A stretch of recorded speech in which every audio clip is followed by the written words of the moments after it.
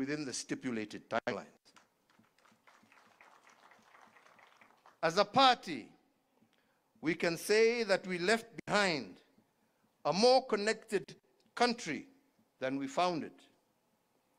We doubled the number of tarred roads, increased electricity connections from 35% of our population that we found to over 70%.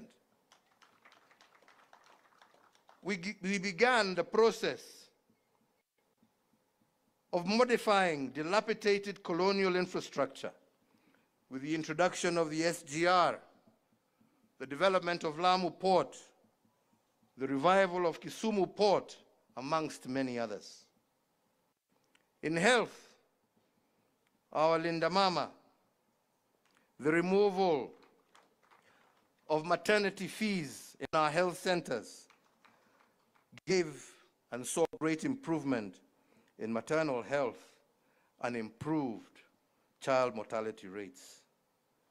Our management equipment services saw medical equipment such as dialysis machines, scanning machines, laboratories, and other equipment become available to distant corners of our country, with counties like Mandera being able to carry out cesarean sections and other such operations for the first time since independence.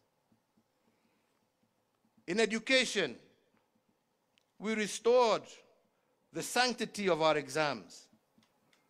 We maintained the free primary education that we inherited from President Kibaki. We expanded the free day secondary education and reduced the burden of healthcare for our parents with the introduction of EduAfia for our students.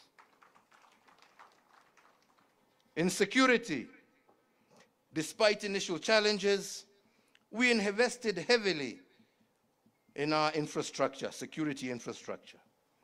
We restructured our security organs and deepened an interagency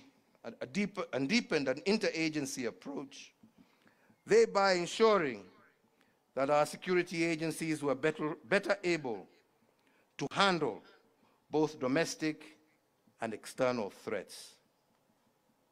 This machine that we built, however, was not to be used and designed to face its own citizens, and it is not supposed to have been a source of fear and conflict with our citizens.